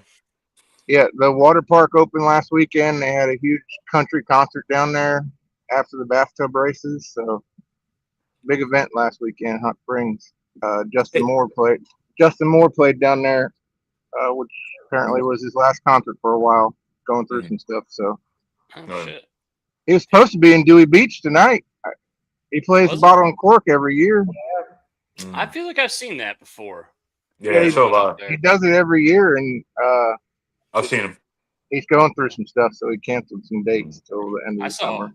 saw Whiskey Myers at the Bottle and Cork on a night where I had Man, too much to drink. We've seen them like 4 times. They put on a hell of a show. Yeah, they were awesome. We actually went to Little Rock one night and then down to Texas the next night and saw them. Muscadine Bloodline. Muscadine opened up, so we went down there and did that. Whiskey Myers, they're coming back to town too, but they blew up, so they're not playing clubs anymore in small venues, so it's a little more pricey. All I can say about that night that I saw Whiskey Myers is I'm glad that the wall was sturdy. Because if it's not, boy, I would have been going down. Strong walls. Yeah. Well, Joe, when you come up to Baltimore, and you will come up to Baltimore, we got to get you over to Pig and Rooster. They have buffalo fried ribs. They batter their ribs and then they deep fry them and put them in barbecue sauce, a little bit of ranch or blue cheese, whatever you want. They're pretty damn tasty. I'm all for it. Yeah. There's a barbecue restaurant. There's a barbecue restaurant for sale in Cabot. Dell should come by it. Yeah, why not? Cabot, Arkansas? Yeah, it's the why am I drawing the name? Mean Pig. The Mean Pig. The Mean Pig, that's what it's called? Yeah. We got the hog and cock and we got Mean Pig. I like it. Home of the shut up juice. You have to sign a waiver. You have to sign a waiver if you want to do the challenge and eat the shut up juice.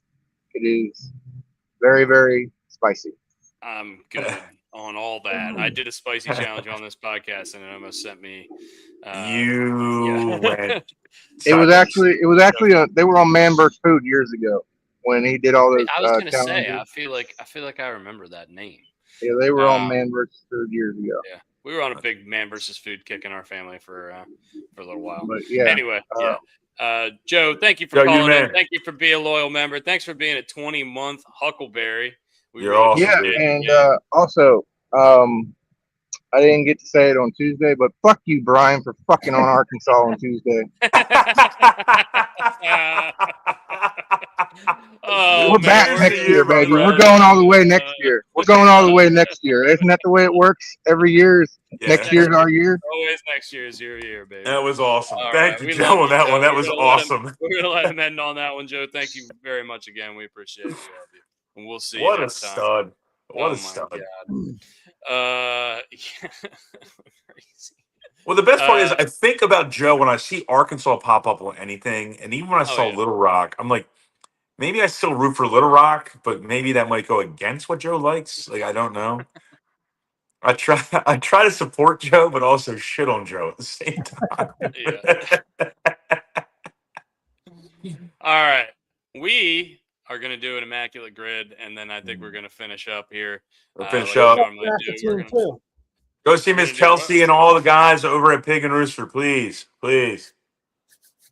all right. Let me get the stopwatch going. Let me get this figured out. 2 days ago when we did it, we got 52.2 seconds. I believe that is our record. It is. And That's we're not, what it's we're going going to to be be tough to trying to beat that. beat. I think we're going to be. It's going to be tough to beat it too, but we're going to do our best. It's more the typing than anything else.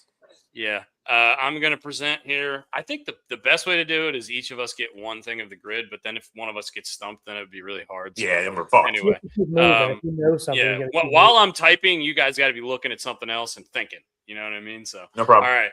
I'm going to share the screen, and we are going to get it done. Hopefully, faster than 52 seconds. And ready, set, start. Okay, we've got 100 RBIs. Pujols here has got to be 100 RBIs. Kansas City 100 RBIs. Who we got? Salvador Perez hit 48 homers one year. He had to have 100 RBIs. 30 homers, 100 RBIs. Juan Gonzalez. I don't know why I thought him, but I just did. New York and Kansas City. A-Rod. Gross. Oh no, sorry. New York. A-Rod. Alex New York, Rodriguez. Kansas, New York, Texas, Kansas 30 home City. runs. Nelson Cruz. Got it. Nelson Cruz. New York, Kansas City's Raul Ibanez. Raul Ibanez, great answer. I see Texas, Kansas City. I think Mike Minor. I don't know why, but I do. Mike Minor played for those two teams. New York, St. Louis, and Texas, St. Louis. What do we got? Anything? Fuck.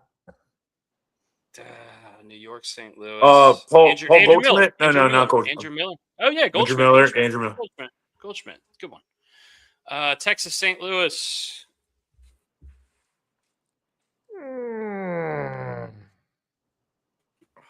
What?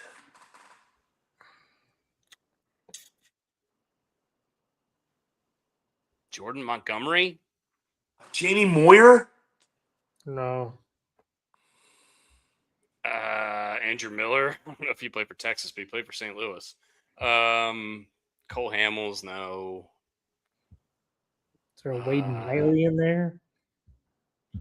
Is there a Joe Saunders in there? I was thinking of him too. Why I thought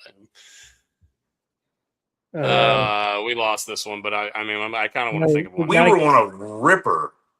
We gotta get it right at least. We got Mike Minor on this fucking board. Look at Juan Gonzalez's mustache. That's fantastic. Incredible. It's like it's Sicario. Raul Ibanez got the soul patch going too. Love that. Texas, St. Louis. Why are we having such trouble with this?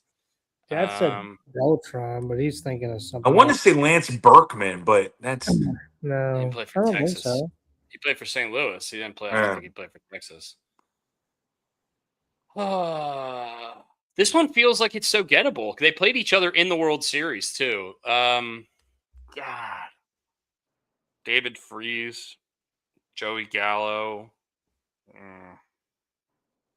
I don't know. Rick Ankiel. Can't think of anybody. Did like Michael Young make his way over there at some point? No, he played for the Phillies at the end. I don't think he played for St. Louis. Texas. Oh. We're almost at 3 minutes, by the way, guys. Well, because we're taking our time. Carlos Beltran, Dad saying yes. Okay. I don't remember him for either of these teams. Yeah, if Dad's saying, give Dad a whirl here. Carlos Beltran. Well done. Guess well done, so. Brian. I don't know why the rarity's not shown. I'm gonna refresh the page real quick. It's internet's being weird here. Okay. Guess it just didn't take our guesses into account there.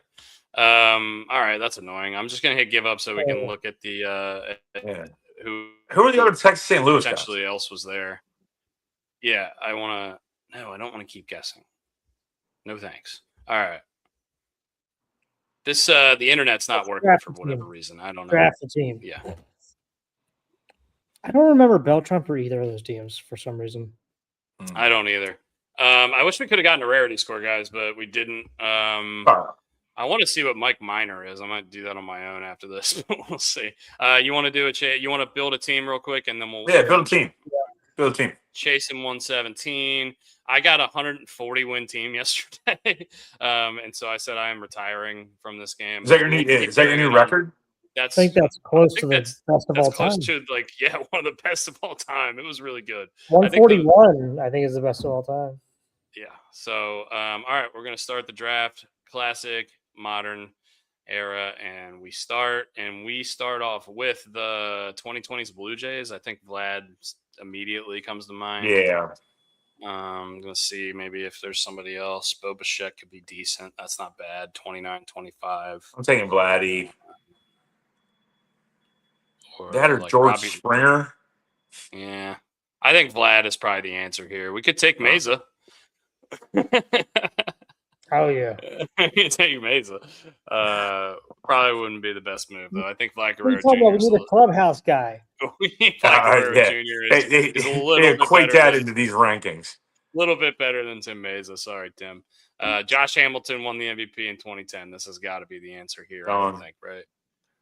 Josh Hamilton, where are you? Adrian Beltre. Ooh, it's that or Nelson Cruz or Adrian Beltre. Those are the three. Oh, yeah. Josh Hamilton here. 32 dongs, 100 RBIs, 8.7 more. I think that's got to be the guy there. Okay, wait, there's a DH spot now. That's interesting. Was that always Tigers 2000s? Miguel. But Cabrera's got to be it. We went first base. Maybe he has a third base. Season. He does have a third base. There's a third base. Ooh, Maglio hit 360 one year. Yeah, that was a year. Curtis Granderson, 25-25. Is there a Verlander maybe? It's too early for the good Verlander. And then maybe Fernando Wright. Oh, Joel Zumaya. Was what? Was Scherzer on that team too? They're 2010s though. They're like early 2010s. Their best years. Well, no, because Verlander 09. But yeah, I think either we take Maglio or we take Miguel Cabrera. What do you guys? Maglio was what? Was he catching or playing first then? Miguel Cabrera would have to play first baseman. We already have a first baseman. You want to go with Maglio? He hit 360. Yeah, go Maglio. Yeah, he's also one of those guys I fucking loved when I was a kid. Mm-hmm. And maybe that's why my hair's so long. Who knows? I doubt that. All right, 1990s Reds. I'm thinking Barry Larkin. Barry Larkin comes to mind. I think he had an MVP in here. Yeah. 1993 or 1994. 36. Yeah. I'm just going to see if Deion Sanders would be fun. Jose Rijo. Holy shit. What a season. That's not a name I would be pulling a lot. Rob Dibble. That's a fun one. He struck out a lot of dudes. All right, I think. What do we think, Rijo or Barry Larkin? Barry Larkin. All right, let's go Barry Larkin. Ooh, Reggie Sanders. And you can take a Hall of Famer as your shortstop. I'm taking it. Yeah, that's true. Kansas City Royals in the 80s. I mean, maybe Saberhagen. George Brett, third base. Yeah, George Brett. Yeah, George Brett hit 390. Yeah, that's a pretty good year. We'll take that. Was that the strike shortened season? 94 was that. That was Tony Gwynn. No, it wasn't. 80 or 2010s Cleveland. We've gotten. I feel like this has got to be a Kluber spot here, unless we want to take Jay Ram or Cliff Lee. I don't like Cliff Lee had a couple. Chu. God, I love that guy, Shinsu Chu. What about Jason Kipnis? Yeah, but that's too late. I think Kluber looks like the best option in the starting pitchers. Do we have? This Andrew Miller season is pretty nasty. Oh, that's tasty. That's do that? tasty. You want to do that, or do we want to do Kluber or Andrew Miller? What do we think? I think Andrew Miller. Orioles great. Andrew Miller. I'm gonna pick him. Fuck it. Let's do it. Athletics 80s, got to be Ricky Henderson. Give me all the stolen bases you can get. Oh, Big Mac, 50 homers. I mean, it's got to be Ricky, right? 100 bags. Yeah, take him. Yeah, Canseco had a 44. Don't look back. Don't look back. Just go. Okay, we don't need any more steals. We got them all. And this is 2010s Tigers. This is potentially where we can get Verlander, or we could get Mickey Cabs in one of those. The Mickey Cabs. The DH spot. Yeah, it's a DH spot, though. What's Verlander look like? What's his best? 250 innings, 2.4 ERA. There's a Scherzer year here. Anibal Sanchez. David Price. Yeah, I think Verlander. Unless you guys want Mickey Cabs as the DH. You cool with Verlander? Mm-hmm. Yeah. All right. We've got Pirates 90s. Give me Barry Bonds. The Bone. Give me Barry Bonds as our DH. I don't care. If you take Andy Van Slyke, I'm gonna punch you through this. 33 and 50. Is that good? Yeah. Barry Bonds. 2010s Reds. We need a second baseman, a catcher. Joey Votto? Brandon Phillips is not horrible. Johnny Cueto had a fucking awesome year. No, can't take him. He likes putting his cleats up. Isn't Brandon Phillips there? We need a second baseman. I mean, second base. We can also respin. We also have 2 respins, and we only have a couple picks left. Yeah. What do we want? Do we want new decade or new team? I'll let you guys pick. I mean, new decade. If we got 70s, we could get potentially a sick Joe Morgan season or a Johnny Bench season. Respin. We could also completely miss if we do that. Decade. All right, give us a 70s. Give us a 70s. Fuck. Pokey Reese. Get out of here. I mean, we can just take this Jose Rio. They just want us to take Jose Rio. That's a really good fucking starting rotation. I'm good. I'm good with that. Oh, so we take this game has changed a little bit. I think you take 3 pitchers now. What did we get here? Angels 1980s. Okay, so we got Bobby Grich there. We got the Dynasty Bob Boone. Look at the Bobby. My door is open again. I'm nervous. I didn't ask for anything. 22. Bobby Grich, 22 homers as a second baseman. That's not bad. Don't hate that. We get 3 starters now. It's interesting. It's new. We can take Bobby Grich or we can respin. What do we think? Catcher and second base are going to be hard to get. 22 homers is not bad, but definitely can do better. Get in here.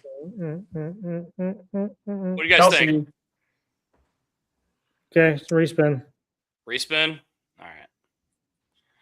New team. Rangers in the 80s. I don't know if that was good. Maybe we can get Nolan Ryan. Mm-hmm. You want to take Nolan Ryan? I don't think we have a choice. Brooks goes, and Kelsey goes, not that one. What? There was 2 different Nolan Ryans in there. Oh, were there? My bad.